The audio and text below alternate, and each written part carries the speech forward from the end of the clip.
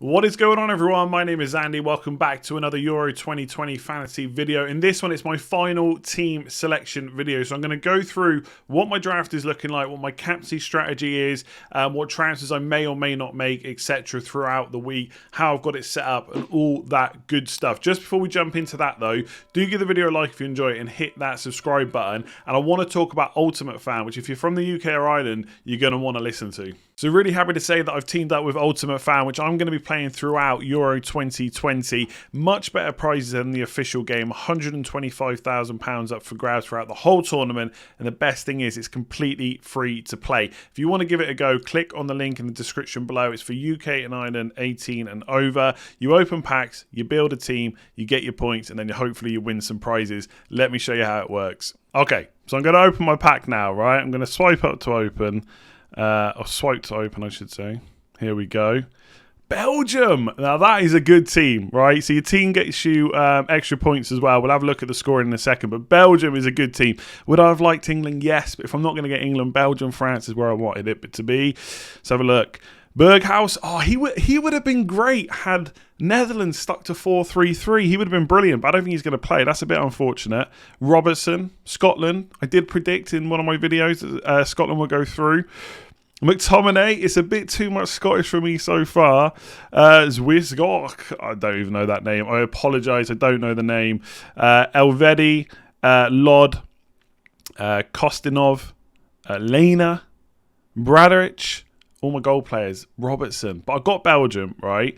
So that's decent. And then you can see it's got every Ultimate Fan card is designated a serial number, which is registered on the blockchain. So Ultimate Fan are going to introduce new features to the app. And one of those will be eventually to be able to sell the cards as well. So you officially own the cards that you get as well, which is really cool. Bearing in mind, this is free to play as well. So I'm going to I'm just going to edit my team for now, but I'm going to open up my other packs in a minute. So I should be able to drop Robertson in. Obviously, Belgium. I mean, I'm pretty happy with that, to be honest. And then for now, we'll just put in another defender there. Midfield. Here we go. Midfielder. McTominay, Man United legend, of course. And then we'll put in Berghuis, but hopefully we'll swap in a minute.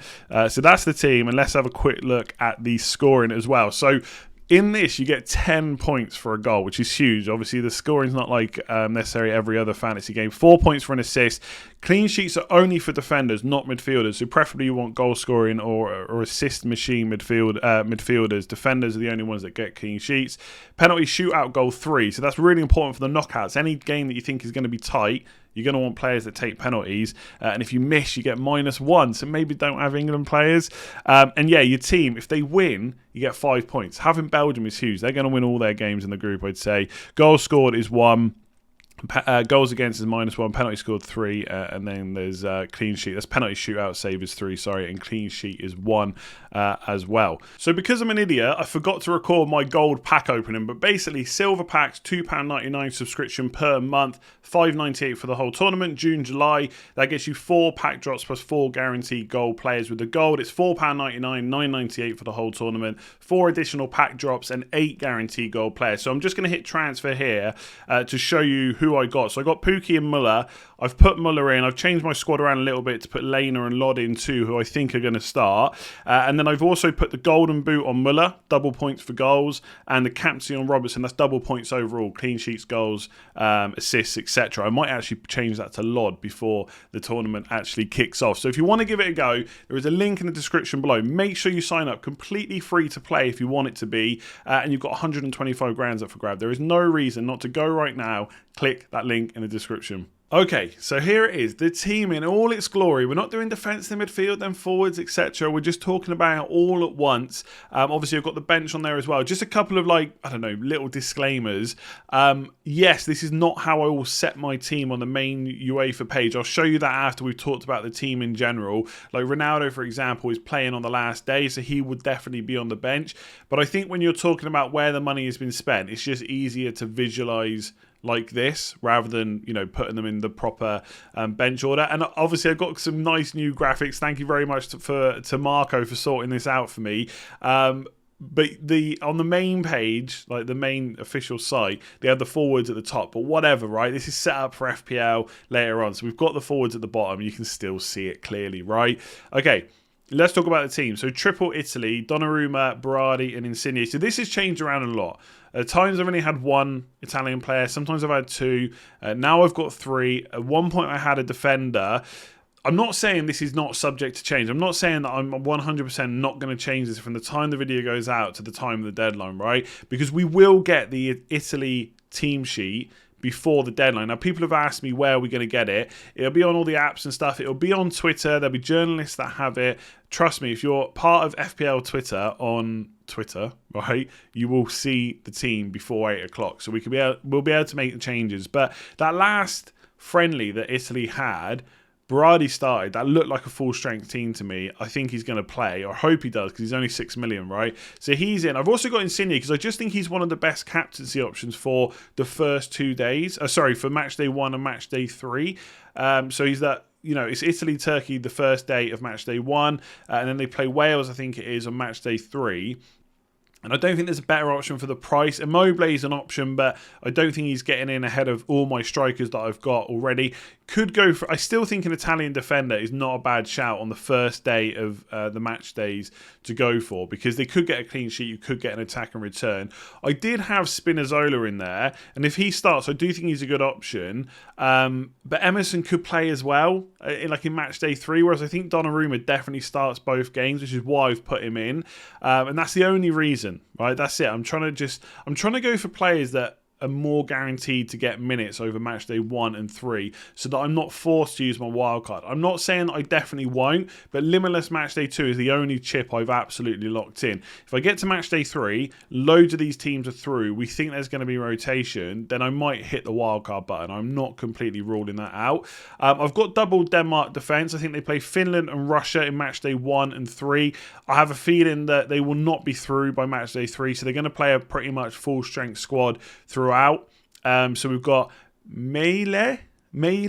I think that's how you pronounce it. I think I got close last time. So he's attacking fullback. They've got Kier, who's absolutely nailed on.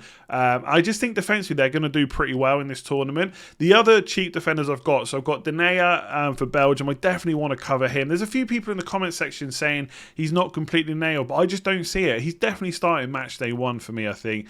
And if they happen to need some points in match day 3, maybe he starts again.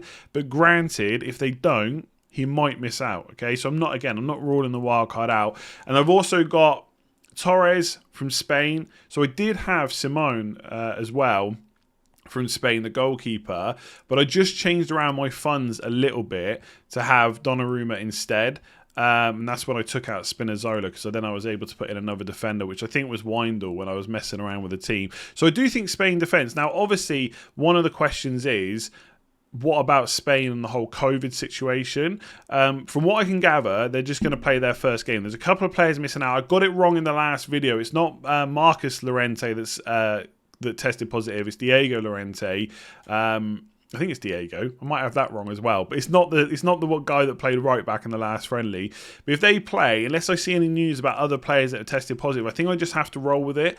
I could play safe and change Torres to like a Bernardo Silva or a Jota or something like that. But right now, I kind of want to cover that Spain attack a little bit. So I've got him in as well. And then the other defender is Windle from Netherlands. I'm not massively confident in clean sheets from them, but the fact that you can change subs, he's going to play wing back, I think he's worth taking the risk for. So I have right now got 4.5 million defenders.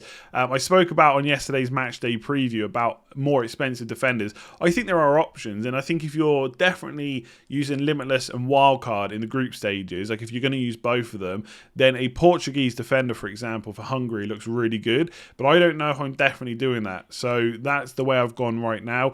Look, I could just put a 5.5 million euro Italian defender in, but I would just swap Donnarumma down to a 4.5 million keeper, and I just think this way round is slightly better, all right? And I need, basically what I did was, it was Spinazzola, I had Simone, and I had Lewandowski, so I just swapped Spinazzola to Donnarumma, and then put a 4.5 million defender in. So that gave me an extra 0.5 million to spend. That's where I got the money for Lewandowski to Ronaldo, which I'll come on to in a minute. So that's the defence.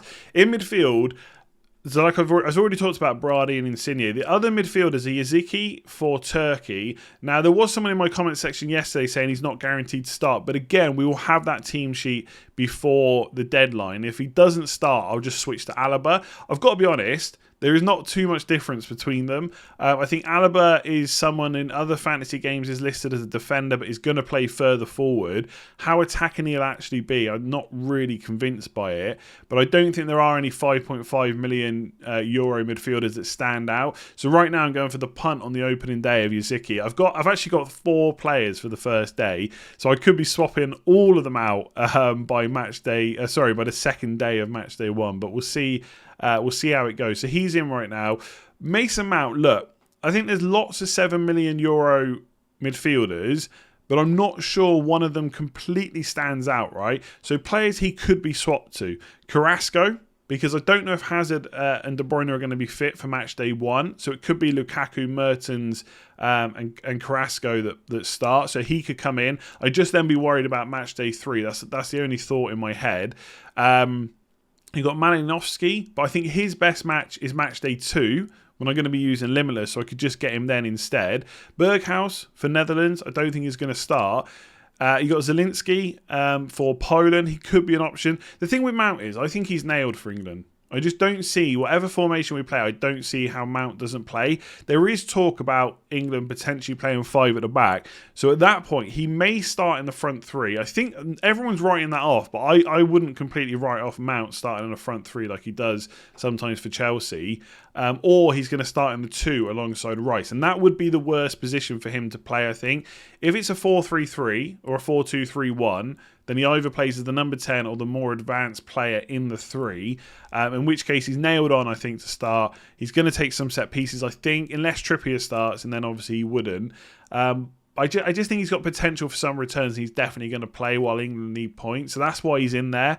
And also, right now, in the match day 3, I think it's England versus Czech Republic and Croatia versus Scotland. I'm not going to have a captaincy for that day. That doesn't necessarily mean I have to have one, but Mount is kind of my insurance for that day if I don't bring in Kane, right? And that's all going to depend on whether England need points. If England get 2 wins from the first 2 games, and I think I saw a stat yesterday saying they've never won the first game in the Euros. They've always drawn or lost it. But if they don't need any if they don't necessarily need a win to go through match day 3, then even Mount could be rested. So again, I'm not ruling out the wild card, but that is why he's in. And then up front, I've got Ronaldo, Lukaku, Depay. In the end, I just couldn't get away from this front line. I do think Kane's an option. I do think Lewandowski's an option, especially the latter, because he'll definitely start all 3 games, I would say. He's going to be on all set pieces, but this is the same player that plays for Bayern, but he is not playing in the same kind of team. With Kane, right, arguably he's playing in a better team when he plays for England than when he plays for Spurs. With Lewandowski for Poland, it's just not the case, right? Bayern are much better than Poland are. Whereas for I don't know, maybe that's a bit harsh on Spurs, but you know what I mean, right? When Kane plays for England, he's got Foden, Grealish, Mount, etc. When he plays for Spurs, it's Son, and then I don't know, it's just those 2 that have been doing it this whole season, right? So that's kind of my thinking there. But Lukaku, good captain. Depay is a captain instead of Kane on the same, on a different day. On the same day in match day 1. And he's cheaper. And then I get Ronaldo on the last day. Now, I know if I've got a captaincy score of like 7 to 9 points, I'll probably stick and not change to Ronaldo. But he's still a great option off the bench. And I still think he's the best option for Portugal. I know last night everyone's waxing lyrical about Portugal because they beat Israel and Bruno Fernandes got a couple of returns. But it wasn't too long ago they were playing Spain in the friendly and they didn't do that well, I didn't think. I thought Spain should have won the game. So obviously Hungary's a good fixture. And I think Ronaldo's just the main man. He's going to take free kicks, even though he probably should leave it to someone else. And he's going to be on penalties as well. So that's why I've got him in. Hradetsky, I'm not too happy with, but I just don't have the money to upgrade him. I think the Austrian keeper is 4.5 million. He would be a good player if I had the money for it. That is one consideration, by the way. Going for the Austrian keeper and Simone from Spain is the same price as having Donnarumma and Hradecky. The only problem I have with switching to there is that then I then have no Italian defensive cover, and I think that is one of the teams that I really do want a player from. So that's why I've got Donnarumma right now. But that's the team as it stands. We're going to do some tinkering on the main page now. But yeah, if you just wanted to see the team, that is it. But stay with me and let's talk about the team on the main page and do a bit of tinkering and show you how I will set the subs up. Okay, so here's what you do when you set your team, right? You click, this is, so I'm not using the app. I do use the app, but for this, I'm using the website. I just find it easier. I do the same with FPL. I never use the app. I always use the website when I can. So you click on date, and that shows you when players are playing. So you want the players playing last or later than everyone else on your bench. So in this case, I've already got Torres playing on the 14th. That's fine. Ronaldo plays on the 15th. So that is the last game of Matchday 1, or the last day of Matchday 1. And Yazicki's playing on the 11th. So he has to play instead of Ronaldo, right? So we'll sub him out. And if we go back to date, Windle's playing on the 13th. And I've got Torres also on the 14th as well. So Windle needs to be in ahead of him. And then we put Torres in instead, right? So then I've got Hradecky plays on the 12th, which is after Donnarumma. So that's fine. He's on the bench. Torres, Ronaldo, and the other Torres, lots of Torreses in this, on the 14th and 15th of June. And all my players play before them. So we just confirm that. And basically, so what you don't want to do is go too early with your subs because anything can happen. You also don't want to accidentally sub out a player that's got more points than someone else, right? So forget, as long as you can make a valid formation, forget about the positions, okay? So if in match day 1, Insigne gets 2 points, okay, I won't transfer him out, okay? Because someone else on the 12th, Lukaku, I'm not even going to go. The Danish defenders, right? Just to speed this up, or Denea, they might only get 1 point. In which case, you leave Insigne on, and then one of these might get 1 point. Let's just say for whatever reason, Windle doesn't get a red card but gets 0 points, right? Then suddenly you're keeping Insigne on, you're keeping Denea on. Sorry, you're keeping Insigne on who's got 2 points. You're keeping Denea on who's only got 1, but Windle's just got you 0 points. Right? He hasn't been sent off, but he's got 0 points. Therefore, when it gets to the 14th, I would sub Torres on for Windle instead. And maybe, you know, if another player's got 1 point, then I would swap the other Torres on as well. And then I would wait for them to play before I sub Ronaldo on, because they might also get 0 points. And while, yes, everyone else is blanked, but they've got at least 1 or 2, right? Does that make sense? You might as well wait until the day, if you can, right? And I know some people have got busy schedules, etc. But if you can wait until the deadline, and the deadline for all the subs is the first kickoff time of the day, right? So if you get to say this day and you want to sub on some Dutch players or some English players, you've got until 2 o'clock on the Sunday. So the first kickoff time of that. So hopefully that makes sense, right? That's how I will set my team up, and I'll leave it like that for now. And I won't sub these players in until I know exactly who's got the lowest score, because although 2 points is a blank, someone might get 1 or might get 0 or whatever it might be, okay? They might score an own goal. I don't know what it is, but they might get a lower score. So that's how to set your team up. And then captaincies for me is going to be Insigne on this first day, then Lukaku, who should have penalties if Hazard doesn't play as well. Then it'll be Depay, not Mount, it'll be Depay. This day it'll be Torres, and then the final day is Ronaldo. My hope would be that I don't need to switch captaincies. Once I've got, you know, people are probably going to say, at what point do you not switch? I think that depends how many captains you got left. If Insigne gets 7 points, would I risk Lukaku to beat that? I probably would. If Lukaku then got 7 points, would I then risk it again? I'm not so sure. But given that I'd have Depay, Torres, Ferran Torres, by the way, and Ronaldo, I might risk trying to get kind of 8, 9, 10 points. It depends how risky you want to play it, right? And how much you absolutely want to go for it.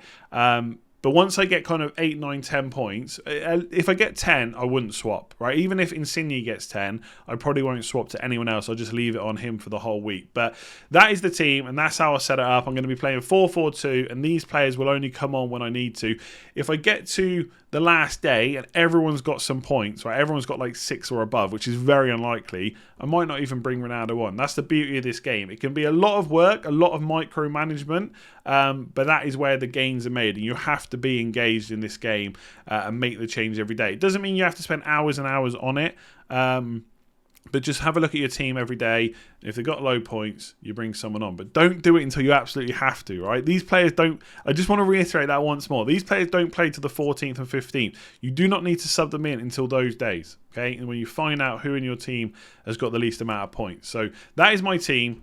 Let me know what you think about it in the comments below. I was going to say description, comments below. So there we go. That is it for this one. Thank you very much for watching. Hopefully you found it useful. Do give it a like if you enjoyed it and hit that subscribe button. We will be having Euro 2020 fantasy videos all throughout the tournament. Even if FPL launches while the tournament is on, we will still carry on with the Euro videos.